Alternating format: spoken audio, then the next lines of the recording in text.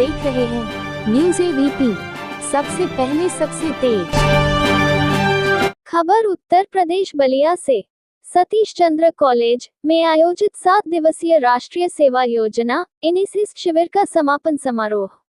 उत्तर प्रदेश जनपद बलिया में सतीश चंद्र कॉलेज बलिया में आयोजित 7 दिवसीय राष्ट्रीय सेवा योजना एनएसएस शिविर का समापन समारोह अत्यंत भावपूर्ण और उत्साहपूर्ण वातावरण में संपन्न हुआ।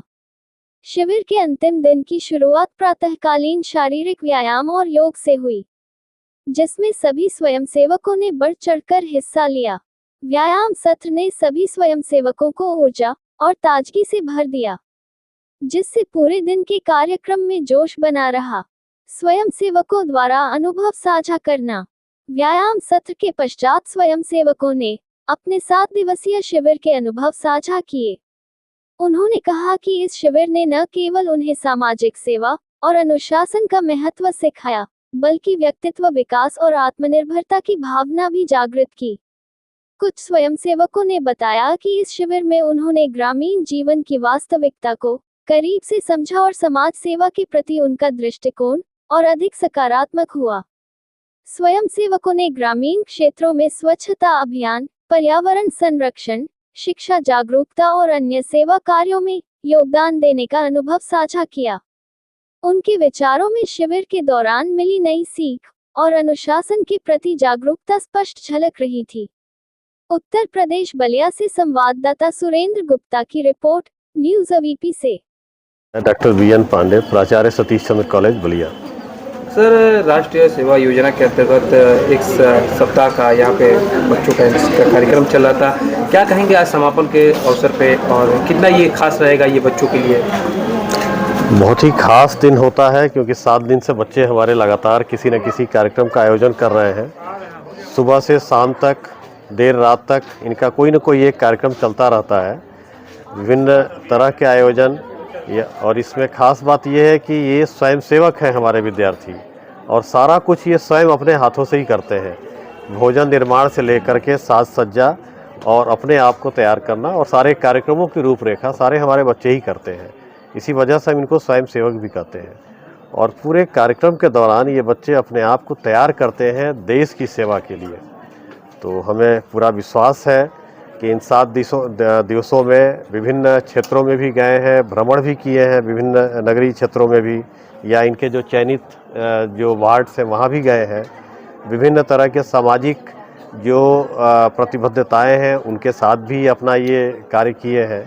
तो हमें ये महसूस होता है कि 7 दिवस में हमारे बच्चों ने बहुत अच्छा कार्य किया है। जिस तरह कहीं ना कहीं 3 इलाकों को चयन किया गया था, काजीपुरा, बेदुआ, जैसे जाफलीगंज क्षेत्र के लोगों को जाकर कहीं ना कहीं अलग अलग नेगेटिविटी को ख़त्म करके पॉजिटिव को एक लोगों में अंदर भरना एक बहुत बड़ा जिम्मेदारी माना जाता है सर। और ये कहीं ना कहीं ये विश्वविद्यालय द्वारा चलाया गया ये पहल, और ये 3 दिवसीय इकाई मिलकर यहाँ पे जिस तरह व्यवस्था बच्चों के साथ किया है, तो क्या कहेंगे उनके लिए, व्यवस्थापकों के लिए, जिन्होंने 3 इकाई मिलकर काफ़ी बच्चों को ट्रेंड किया? जी बिल्कुल, हमारे 3 कार्यक्रम अधिकारी इसमें पूरे दिन रात बच्चों के साथ लगे रहे, बहुत अच्छे ढंग से, क्योंकि स्वयं को भी संयमित रखते हुए बच्चों के साथ रहना है। तो बच्चों को संयमित करने के लिए स्वयं भी संयमित रहना पड़ा है।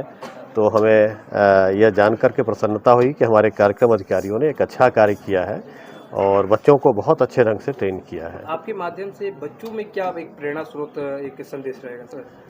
देखिए, उच्च शिक्षा में जब हम पहुंचते हैं तो ये अपने माँ बाप के प्रति हम कृतज्ञता भी व्यक्त करते हैं, क्योंकि उच्च शिक्षा में अभी भी बहुत कम विद्यार्थी देश के हमारे पहुंच पा रहे हैं। तो हम इन बच्चों को बहुत ही मानते हैं कि बहुत ही ज़्यादा ये अपने माँ बाप के प्रति कृतज्ञ होंगे, क्योंकि इनको यहाँ तक भेजा है। और उच्च शिक्षा का जो उद्देश्य है, अपना ज्ञानवर्धन तो है ही, समाज में उपयोगी अपने आप को सिद्ध करने के लिए इस तरह के कार्यक्रम को चलाए जाते हैं।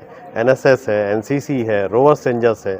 इन सारे कार्यक्रमों के माध्यम से हमारे बच्चे समाज से जुड़ने की प्रेरणा लेते हैं, और हमें ऐसा महसूस होता है कि इन कार्यक्रमों के माध्यम से ये किसी भी क्षेत्र में होंगे, समाज की नब्ज को ये पहचान सकते हैं और उसके अनुरूप निर्णय ले सकते हैं।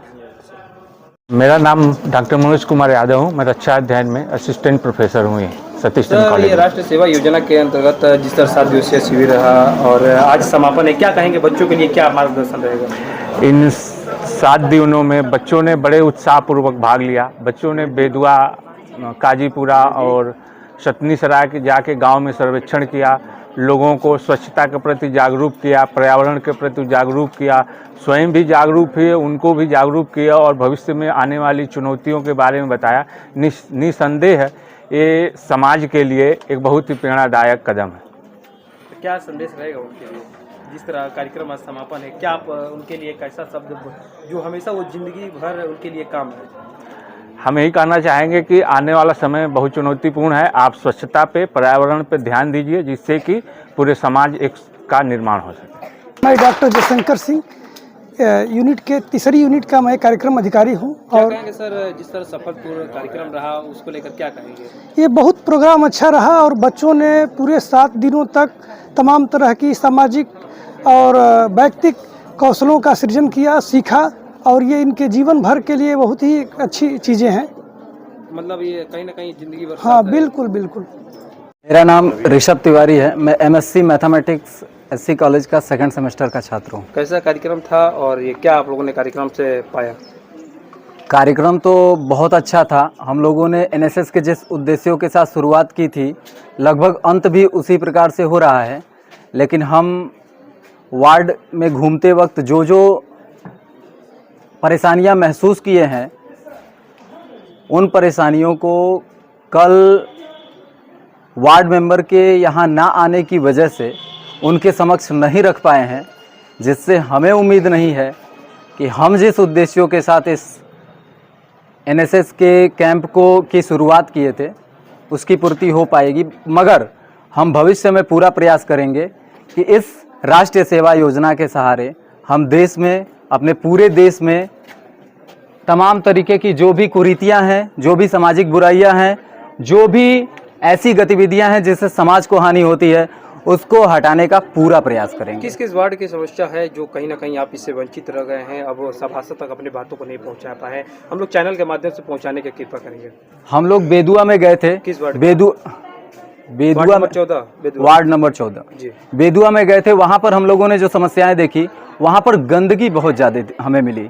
गलियों में हमें रोड पर गंदगी बहुत ज़्यादा मिली। गंदगी के लिए हम लोगों ने लोगों को जागरूक किया।